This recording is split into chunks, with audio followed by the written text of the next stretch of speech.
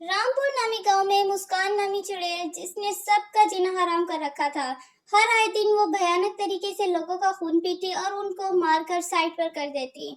सूरज की रोशनी होते ही वो नॉर्मल शक्ल इख्तियार कर लेती, मगर जैसे ही चांद की रोशनी आती वो अपनी असल शक्ल में आ जाती, क्योंकि चांद की रोशनी से उसको शक्तियां मिलती थी। एक दिन एक आदमी वहां से गुजर रहा था। वो उसको देखकर बहुत खुश होती है कि आज तो मैं बारबेक्यू पार्टी करूंगी, आज तो मैं इसको नहीं छोड़ने वाली। जैसे ही आदमी उसको देखता है वो उससे बचने की अपील करता है कि मैंने तुम्हारा क्या बिगाड़ा है, तुम मुझे छोड़ दो, तुम मुझे छोड़ दोगी तो मैं तुम्हें बहुत सारा पैसा दूंगा।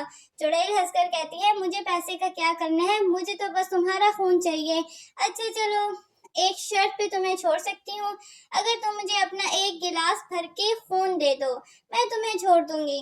वो कहता है, अगर मैं तुम्हें खून ही दे दूंगा तो मैं बचूंगा कहाँ से, मैं तो बच ही नहीं पाऊंगा।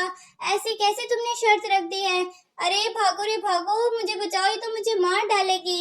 इतने में वो चुड़ैल उसकी गर्दन से अपने जहरीले दांतों से उसका सारा खून पी जाती है और उसको बुरी तरह से मार देती है और बहुत खुश हो जाती है।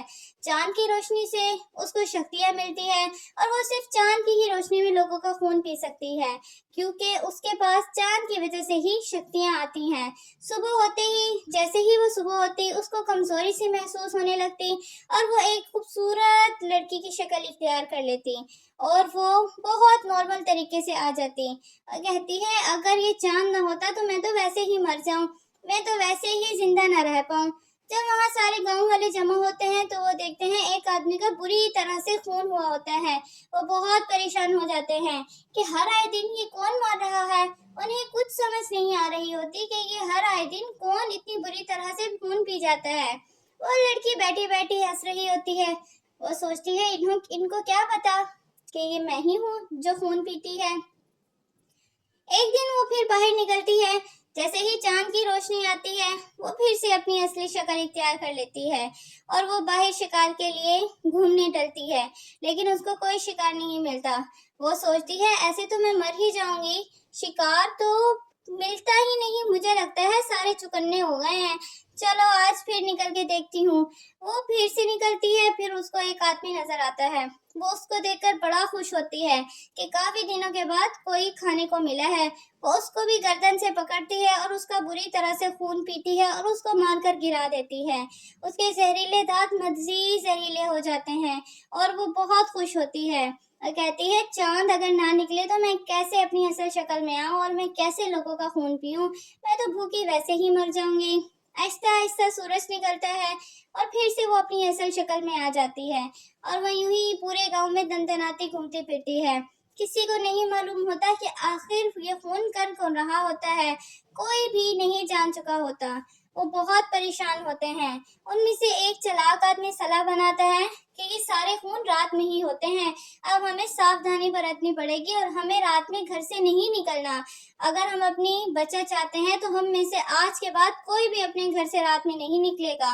वो सब इस बात पर आमादा हो जाते हैं और पूरे गांव में ये बात फैला देते हैं कि भाइयों, आज के बाद कोई घर से बाहर नहीं निकलेगा। सोच लो, जो घर से बाहर निकला उसकी तो मौत पक्की है, क्योंकि मुझे लगता है इस गांव में किसी चुड़ैल का साया है और चुड़ैल रात में ही वार करती है, या तो कोई जंगली जानवर होगा। इसके जख्म से लगता तो नहीं ये जंगली जानवर है। तभी वो चुड़ैल खड़ी सारी बातें सुन रही होती है और वो मन ही मन में बहुत परेशान हो जाती है कि अगर ये बाहर ना निकले तो मैं अपना शिकार कैसे करूंगी और मैं तो वैसे ही मर जाऊंगी भूखी। और वो बहुत परेशान होती है। समय बीतता जाता है और उसको कोई शिकार नहीं मिलता। वो हर रोज अपने शिकार के लिए निकलती है। आहिस्ता आहिस्ता सब ने बाहर आना छोड़ चुके होते हैं और वो सोचती है कि ये चांद की रोशनी से मुझे शक्ति मिलती है, क्यों ना मैं इस चांद को ही चुरा लूं और चांद को अपने पास रख लूं। मगर वो अभी सलाह बनाती है कि सूरज निकल आता है, फिर से वो अपनी असल शक्ल में आ जाती है और वो कमरे में चली जाती है और वो बहुत परेशान होती है, क्योंकि काफी दिनों से उसको कोई शिकार नहीं मिला होता और चांद की रोशनी भी बहुत मध्यम होने की वजह से उसकी शक्तियां बहुत कम हो जाती हैं। एक दिन वो बहुत गुस्से में होती है, उसको गुस्से से मुंह लाल हो जाता है कि अब तो मैं नहीं छोड़ूंगी इन आदमियों को, इन्होंने मेरा खाना पीना बंद किया, देखना अब मैं इनको कच्चा चबा जाऊंगी, अब मैं इनको सबक सिखाती हूँ। वो उड़ती है, चांद के पास जाती है और चांद को एक मटके में बंद कर लेती है और अपने कमरे में ले आती है। वो बहुत खुश होती है कि अब तो चांद मेरे पास ही रहेगा। अब चांद से मुझे कोई दूर नहीं कर सकता और मैं हर रोज इसकी रोशनी से शक्ति हासिल करूंगी और एक बंदे का खून पी जाया करूंगी। काफी दिन गुजर जाते हैं मगर कोई रोशनी नहीं होती। अंधेरा तारी हो जाता है, चांद निकलने का नाम ही नहीं लेता। पूरे गांव में पूरा मुकम्मल अंधेरा होता है। सब खौफजदा हो जाते हैं। सबको इस मामले की कोई समझ नहीं आ रही होती कि हर आए दिन ये कौन सी बलाकार घटनाएं हमारे गांव में घट रही हैं। हमें क्या पता कौन सी चुड़ैल का मनहूसत छा गई है हमारे गांव पे जो टलने का नाम ही नहीं ले रही। हमें लगता है हमें इस किसी तांत्रिक बाबा से मशवरा करना चाहिए मगर वो इस बात पर आमादा नहीं होता। कहता है कि छोड़ो, हमें क्या पता तांत्रिक बाबा को। उधर चुड़ैल हर रोज चांद को मटके से बाहर निकालती और उससे रोशनी हासिल करती और अपना शिकार करती और मजे से मारकर उसकी अलग अलग बोटियां खाती। अब वो हर आए दिन अलग से शक्तिमान बन जाती है और वो मजीद शक्तियां हासिल कर रही होती है। चांद की रोशनी चूंकि उसको डायरेक्ट हासिल हो रही होती है और उसको बहुत शक्ति हासिल होती है। एक दिन एक आदमी वहां के उसके घर के से गुजर रहा होता है और वो बहुत परेशान हो जाता है कि मुस्कान के घर से इतनी रोशनी कैसे आ रही है, इतनी रोशनी इसके घर से कैसे आ सकती है। पूरा गांव तो अंधेरा हुआ हुआ है। वो उसकी खिड़की से झांकता है तो वो बहुत खौफजदा हो जाता है ये देखकर कि चुड़ैल चुड़ैल चुड़ैल चांद की रोशनी। चुड़ैल उस हक्का बक्का होकर रह जाता है, उसकी आवाज तक नहीं निकलती। वो बहुत घबरा जाता है कि इससे पहले चुड़ैल मुझे देखे ऐसा हो कि मैं भाग लेता हूँ। इतने ही में चुड़ैल उसकी आवाज सुन लेती है और कमरे से बाहर निकलती है मगर वो छुप कर भाग जाता है और चुड़ैल की नजरों से बच जाता है। वो उसके पीछा करता है तो वो देखता है चुड़ैल एक आदमी को उठाती है और उसका गर्दन से खून चूसती है और उसको खा पी कर फेंक देती है। वो कहता है छोड़ो इसको, छोड़ो, अगर बच जाता है। वो उसके पीछा करता है तो वो देखता है चुड़ैल एक आदमी को उठाती है और उसका गर्दन से खून चूसती है और उसको खा पी कर फेंक देती है।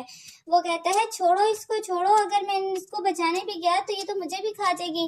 मैं इसको ऐसे नहीं बचा सकता क्योंकि अब तो इसमें बहुत ज्यादा शक्ति आ गई हैं।